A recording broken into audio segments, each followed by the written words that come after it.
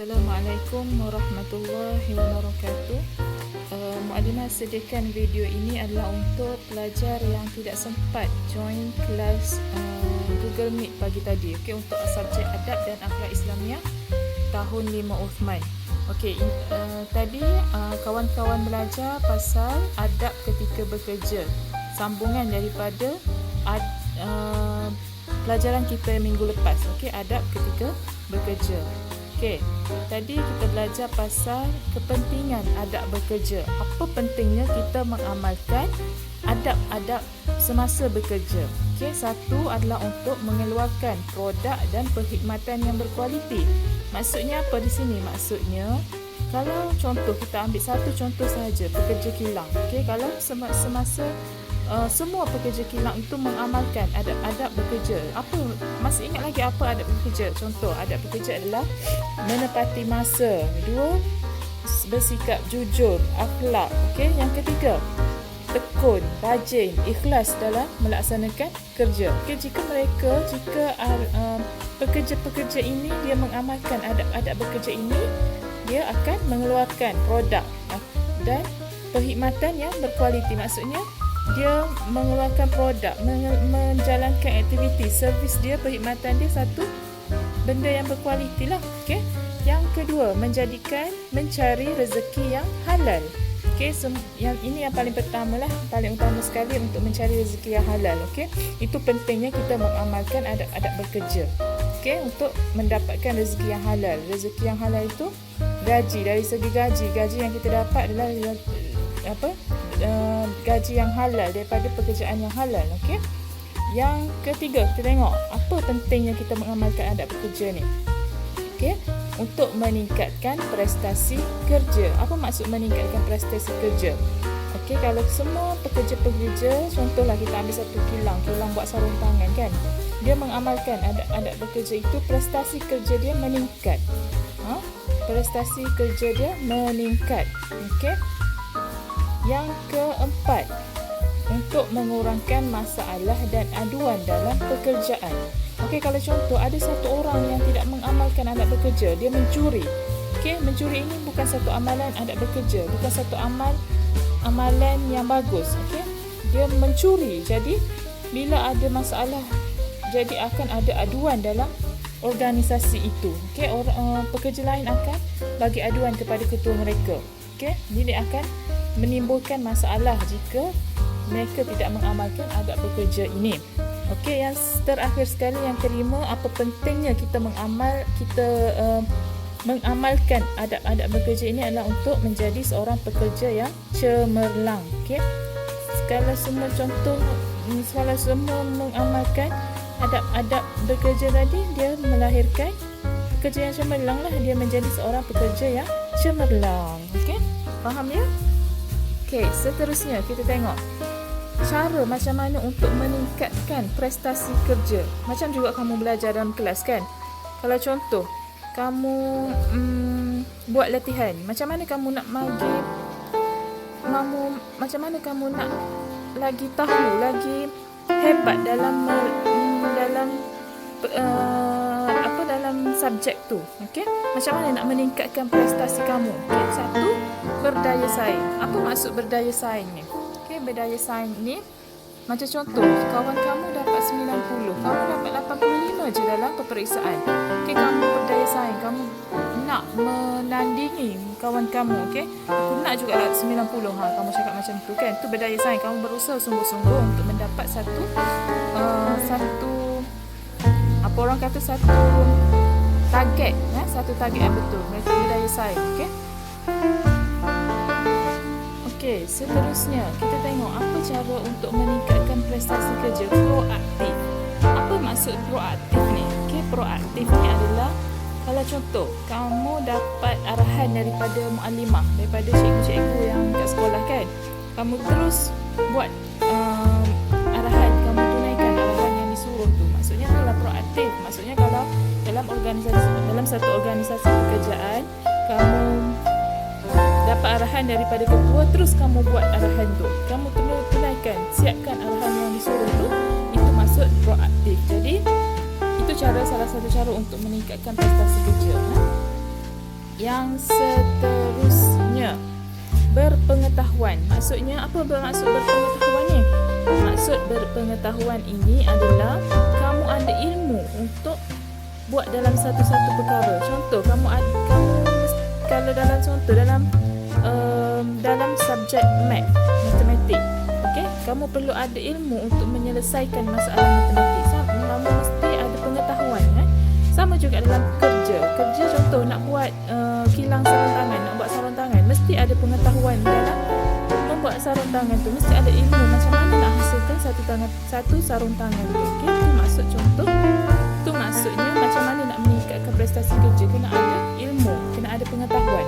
Okey. Yang seterusnya, niat yang ikhlas. Niat yang ikhlas itu yang paling utama sekali. Niat yang ikhlas kerana Allah. Buat kerja kerana Allah. Mesti ikhlas dalam melakukan pekerjaan. Kalau kita ikhlas, kita reda, kita senang je nak buat kerja tu kan. Okay, tak ada halangan apa-apa. Okay, jadi kita boleh meningkatkan prestasi kerja tu. Boleh faham setakat ni? Okay. Yang seterusnya, rajin dan tekun. Rajin dan tekun dalam melakukan pekerjaan. Kalau contoh tengok dekat gambar tu, menangkap ikan, nelayan kan. Dia rajin pergi ke laut tangkap ikan. Kalau contoh dia tak pergi ke laut tangkap ikan, mana dia nak dapat hasil? Okay? Dia rajin turun ke laut. Okay? Yang seterusnya, menjaga disiplin. Apa maksud menjaga disiplin dalam meningkatkan prestasi kerja? Datang tepat pada waktu. Okay? Menghasilkan produk-produk yang macam contoh dia target nak menghasilkan sehari 50 pasang baju. Dia berdisiplin menghasilkan 50 pasang baju tu. Okay? Dia jaga target dia. Maksudnya dia menjaga disiplin untuk tu. Okay? Itu cara dia meningkatkan prestasi kerja. Okay? Yang seterusnya, mengamalkan nilai-nilai murni. Apa contoh nilai-nilai murni? Nilai murni ni adalah nilai baik yang dia amalkan. Dia datang tepat pada waktu, dia tidak mencuri, dia tekun, dia rajin berusaha. Semua itu jika dia mengamalkan nilai-nilai murni itu, dia akan dapat meningkatkan prestasi kerja dia. Okay? Dan yang terakhir sekali, cara untuk meningkatkan prestasi kerja adalah bekerjasama. Bekerjasama dengan kawan-kawan. Dia tidak seorang-seorang. Maksudnya kalau kawan ada dalam kesusahan, dia tolong bekerjasama dalam menyelesaikan masalah tersebut. Boleh faham ya setakat ni? Baik, seterusnya kita tengok akibat. Akibat kenapa akan jadi, apa yang akan jadi kalau kita mengabaikan adab-adab bekerja. Apa yang akan jadi kalau kita tak mengamalkan adab bekerja. Okay? Satu, mendapat kemurkaan Allah. Kalau kita tak amanah dalam melakukan pekerjaan, niat pun tak ikhlas, okay, akan mendapat kemurkaan Allah. Allah akan murka. Allah akan tak suka. Contoh tengok gambar sebelah kan, jatuh sakit kan. Itu salah satu kemurkaan Allah. Okay? Yang kedua, perbuatan pasif. Apa maksud perbuatan pasif? Perbuatan pasif ni adalah semua orang tak proaktif membuat pekerjaan. Maksudnya jika ada apa-apa arahan, dia tidak melaksanakan arahan tersebut. Perbuatan pasif ni tidak apa orang cakap, tak bergerak aktif. Okay, itu maksud perbuatan pasif. Kalau contoh kamu nak menghasilkan 50 produk sehari, tapi sebabnya kamu tak mengamalkan adab-adab bekerja tu, kamu tak capai target untuk menghasilkan produk itu 50 sehari. Okey, faham? Okey, yang ketiga, timbul amalan rasuah. Kalau orang tak jujur, tak amanah, sentiasa tidak ikhlas dalam melakukan pekerjaan, akan timbulkan masalah rasuah.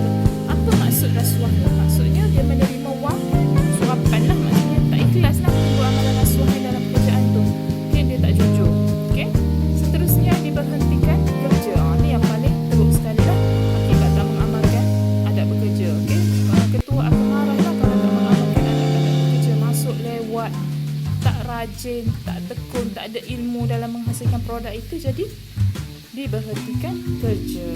Okey, seterusnya kita tengok apa akibat kalau kita mengabaikan adab-adab bekerja ni. Okey, negara akan mundur. Okey, negara tak maju. Negara berada dalam tahap setakat tu je, tak ada peningkatan. Okey, sebabnya contoh, kalau contoh kilang, dia ada target dia nak menghasilkan berapa produk sehari kan. Jadi kalau dia tak mengamalkan adab-adab bekerja, dia tak mampu untuk menghasilkan produk sehari tu berapa apa, jadi negara tak akan terus maju lah, tak maju. Okey. Seterusnya, tidak disukai masyarakat. Maksudnya apa kat sini tidak disukai masyarakat ni? Maksudnya apa? Tidak disukai masyarakat ni maksudnya orang sekeliling. Kalau ada contoh, kalau kamu dalam satu tempat kerja, ada kawan-kawan yang mencuri, yang tak amanah, kamu suka ke orang yang macam tu?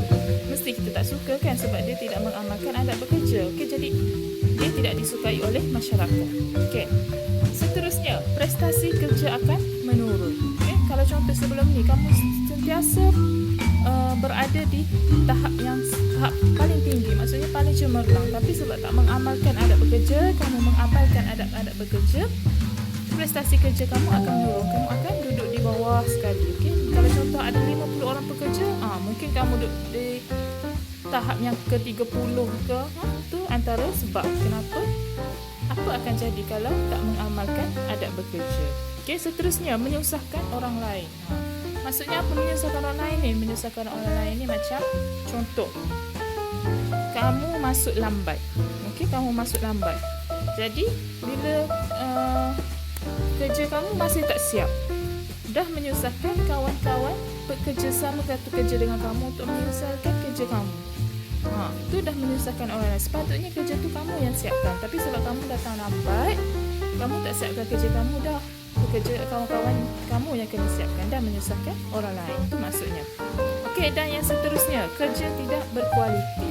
Kamu tidak tekun buat kerja, tak ikhlas buat kerja secara cincai. Tu semua adab-adab yang bekerja yang tidak elok lah. Kamu mengamalkan adab, tidak mengamalkan adab bekerja, jadi prestasi kerja kerja kamu tidak berkualiti.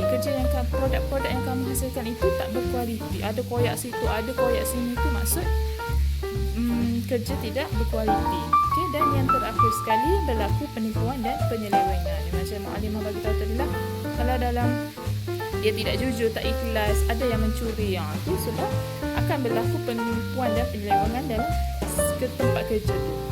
Sebab kenapa? Apa akan jadi kalau kita mengabaikan adab semasa bekerja? Okey, boleh faham ya setakat ni?